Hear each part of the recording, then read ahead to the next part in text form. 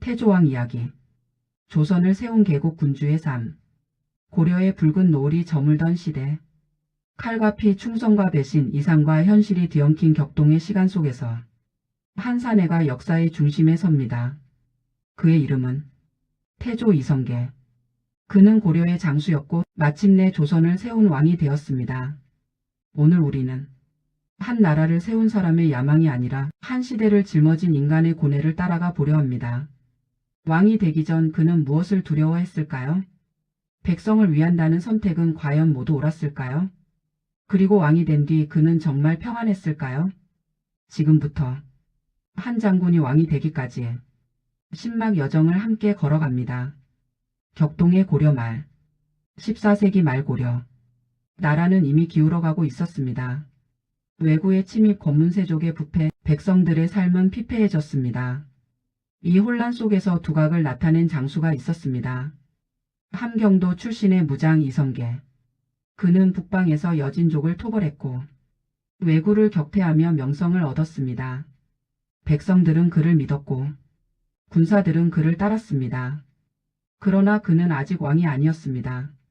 그는 충신이었습니다. 적어도 그때까지는. 위화도 회군. 1388년 고려는 명나라를 공격하기로 결정합니다. 그러나 이는 무모한 선택이었습니다. 요동 정벌 명령을 받은 이성계는 압록강의 위화도에서 멈춰섭니다. 그는 생각했습니다. 이 전쟁은 나라를 위한 것인가, 권력을 위한 것인가? 결국 그는 결단합니다. 군대를 돌려 개경으로 향합니다. 역사적인 위화도 회군. 그 순간 그는 충신에서 혁명가가 되었습니다. 새로운 질서의 꿈. 이성계 곁에는 개혁 사상가 정도전이 있었습니다. 그들은 고민했습니다. 새로운 나라는 어떤 모습이어야 하는가? 불교 중심의 고려를 넘어 성리학을 기초로 한 새로운 국가. 백성이 중심이 되는 나라. 1392년 마침내 고려는 막을 내리고 조선이 탄생합니다. 이성계는 태조가 됩니다. 한양천도. 태조는 수도를 옮깁니다. 개경이 아닌 한양. 풍수와 전략, 미래를 고려한 선택이었습니다. 경복궁이 세워지고 새 왕조의 기틀이 다져집니다. 그러나 왕의 마음은 편치 않았습니다. 왕자의 난. 태조의 아들들. 그중 야망이 가장 컸던 인물 이방원. 정도전과 이방원의 갈등은 피로 번졌습니다. 제1차 왕자의 난. 궁궐에 피가 흐릅니다. 태조는 무너집니다. 내가 세운 나라가 내 아들들 때문에 흔들리다니. 눈물의 태위. 결국 태조는 왕위를 내려놓습니다. 그의 아들 이방원이 훗날 태종이 됩니다. 태조는 함흥으로 떠납니다. 그는 왕이었지만 아버지로서는 패배자였습니다. 함흥차사. 함흥으로 간 태조는 좀처럼 돌아오지 않았습니다. 아들을 향한 원망. 정도전을 잃은 슬픔. 왕이었지만 그는 상처받은 한 인간이었습니다. 제8막. 조선의 기틀. 태조가 세운 기반 위에서 조선은 성장합니다. 토지 제도 정비. 관료체계 확립. 그가 뿌린 씨앗은 후대에 꽃을 피웁니다. 마지막 세월. 노년의 태조. 그는 과연 자신의 선택을 후회했을까요? 나라를 세운 자의 외로움. 왕관의 무게. 그는 조용히 생을 마칩니다. 역사 속의 태조. 그는 완벽하지 않았습니다. 그러나 그는 시대의 요구에 응답한 인물이었습니다. 조선은 500년을 이어갑니다. 그 시작점에 태조가 서 있습니다. 왕은 완벽한 사람이 아니라 결단을 내린 사람이었습니다. 역사는 흑백이 아니라 수많은 선택의 결과입니다. 태조 이성계. 그는 한 나라의 시작이었습니다. 구독, 좋아요, 유독을. 오늘 이야기가 마음에 남으셨다면 구독과 좋아요로 응원해주세요. 여러분의 작은 관심이 또 다른 역사 이야기로 이어집니다. 태조왕 이야기. 조선을 세운 개국 군주의 삶. 고려의 붉은 노을이 저물던 시대. 칼과 피, 충성과 배신, 이상과 현실이 뒤엉킨 격동의 시간 속에서 한 사내가 역사의 중심에 섭니다. 그의 이름은 태조 이성계. 그는 고려의 장수였고 마침내 조선을 세운 왕이 되었습니다. 오늘 우리는 한 나라를 세운 사람의 야망이 아니라 한 시대를 짊어진 인간의 고뇌를 따라가 보려 합니다. 왕이 되기 전 그는 무엇을 두려워했을까요? 백성을 위한다는 선택은 과연 모두 옳았을까요? 그리고 왕이 된 뒤 그는 정말 평안했을까요? 지금부터 한 장군이 왕이 되기까지의 신막 여정을 함께 걸어갑니다. 격동의 고려 말, 14세기 말 고려. 나라는 이미 기울어가고 있었습니다. 외구의 침입, 권문세족의 부패, 백성들의 삶은 피폐해졌습니다. 이 혼란 속에서 두각을 나타낸 장수가 있었습니다. 함경도 출신의 무장 이성계. 그는 북방에서 여진족을 토벌했고 왜구를 격퇴하며 명성을 얻었습니다. 백성들은 그를 믿었고 군사들은 그를 따랐습니다. 그러나 그는 아직 왕이 아니었습니다. 그는 충신이었습니다. 적어도 그때까지는. 위화도 회군. 1388년 고려는 명나라를 공격하기로 결정합니다. 그러나 이는 무모한 선택이었습니다. 요동 정벌 명령을 받은 이성계는 압록강의 위화도에서 멈춰섭니다. 그는 생각했습니다. 이 전쟁은 나라를 위한 것인가, 권력을 위한 것인가? 결국 그는 결단합니다. 군대를 돌려 개경으로 향합니다. 역사적인 위화도 회군. 그 순간 그는 충신에서 혁명가가 되었습니다. 새로운 질서의 꿈. 이성계 곁에는 개혁 사상가 정도전이 있었습니다. 그들은 고민했습니다. 새로운 나라는 어떤 모습이어야 하는가? 불교 중심의 고려를 넘어 성리학을 기초로 한 새로운 국가. 백성이 중심이 되는 나라. 1392년 마침내 고려는 막을 내리고 조선이 탄생합니다. 이성계는 태조가 됩니다. 한양천도. 태조는 수도를 옮깁니다. 개경이 아닌 한양. 풍수와 전략, 미래를 고려한 선택이었습니다. 경복궁이 세워지고 새 왕조의 기틀이 다져집니다. 그러나 왕의 마음은 편치 않았습니다. 왕자의 난, 태조의 아들들. 그중 야망이 가장 컸던 인물 이방원. 정도전과 이방원의 갈등은 피로 번졌습니다. 제1차 왕자의 난. 궁궐에 피가 흐릅니다. 태조는 무너집니다. 내가 세운 나라가 내 아들들 때문에 흔들리다니. 눈물의 태위. 결국 태조는 왕위를 내려놓습니다. 그의 아들 이방원이 훗날 태종이 됩니다. 태조는 함흥으로 떠납니다. 그는 왕이었지만 아버지로서는 패배자였습니다. 함흥차사. 함흥으로 간 태조는 좀처럼 돌아오지 않았습니다. 아들을 향한 원망, 정도전을 잃은 슬픔.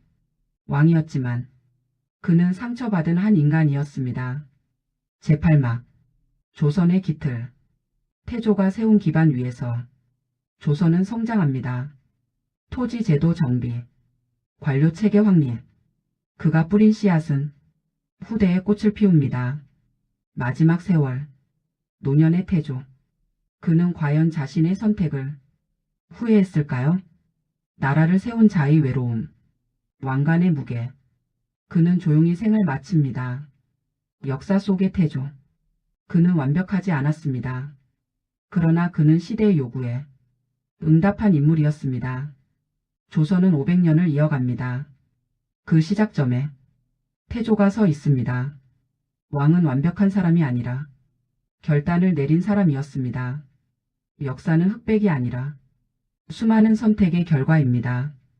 태조 이성계. 그는 한 나라의 시작이었습니다. 구독, 좋아요, 유독을. 오늘 이야기가 마음에 남으셨다면 구독과 좋아요로 응원해주세요. 여러분의 작은 관심이 또 다른 역사 이야기로 이어집니다. 태조왕 이야기. 조선을 세운 개국 군주의 삶. 고려의 붉은 노을이 저물던 시대. 칼과 피, 충성과 배신, 이상과 현실이 뒤엉킨 격동의 시간 속에서 한 사내가 역사의 중심에 섭니다. 그의 이름은 태조 이성계.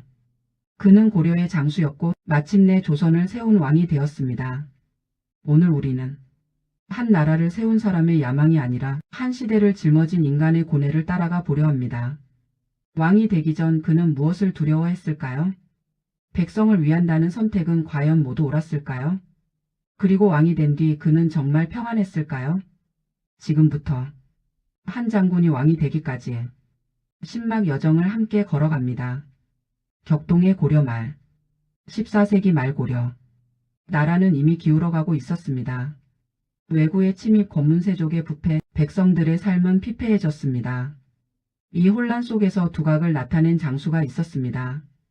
함경도 출신의 무장 이성계. 그는 북방에서 여진족을 토벌했고 왜구를 격퇴하며 명성을 얻었습니다. 백성들은 그를 믿었고 군사들은 그를 따랐습니다. 그러나 그는 아직 왕이 아니었습니다. 그는 충신이었습니다. 적어도 그때까지는. 위화도 회군. 1388년 고려는 명나라를 공격하기로 결정합니다.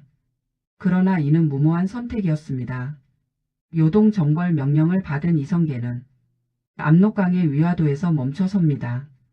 그는 생각했습니다. 이 전쟁은 나라를 위한 것인가, 권력을 위한 것인가? 결국 그는 결단합니다. 군대를 돌려 개경으로 향합니다. 역사적인 위화도 회군. 그 순간 그는 충신에서 혁명가가 되었습니다. 새로운 질서의 꿈. 이성계 곁에는 개혁 사상가 정도전이 있었습니다. 그들은 고민했습니다. 새로운 나라는 어떤 모습이어야 하는가? 불교 중심의 고려를 넘어 성리학을 기초로 한 새로운 국가. 백성이 중심이 되는 나라. 1392년 마침내 고려는 막을 내리고 조선이 탄생합니다. 이성계는 태조가 됩니다. 한양천도. 태조는 수도를 옮깁니다. 개경이 아닌 한양. 풍수와 전략, 미래를 고려한 선택이었습니다. 경복궁이 세워지고 새 왕조의 기틀이 다져집니다. 그러나 왕의 마음은 편치 않았습니다. 왕자의 난, 태조의 아들들. 그중 야망이 가장 컸던 인물 이방원. 정도전과 이방원의 갈등은 피로 번졌습니다. 제1차 왕자의 난. 궁궐에 피가 흐릅니다. 태조는 무너집니다.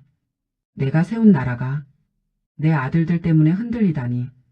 눈물의 태위. 결국 태조는 왕위를 내려놓습니다. 그의 아들 이방원이 훗날 태종이 됩니다. 태조는 함흥으로 떠납니다.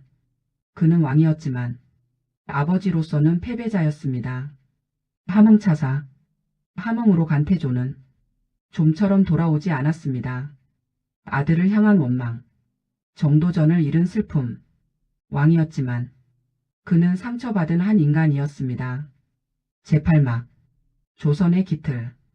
태조가 세운 기반 위에서 조선은 성장합니다. 토지 제도 정비, 관료 체계 확립. 그가 뿌린 씨앗은 후대에 꽃을 피웁니다. 마지막 세월. 노년의 태조. 그는 과연 자신의 선택을 후회했을까요? 나라를 세운 자의 외로움, 왕관의 무게. 그는 조용히 생을 마칩니다. 역사 속의 태조. 그는 완벽하지 않았습니다. 그러나 그는 시대의 요구에 응답한 인물이었습니다. 조선은 500년을 이어갑니다.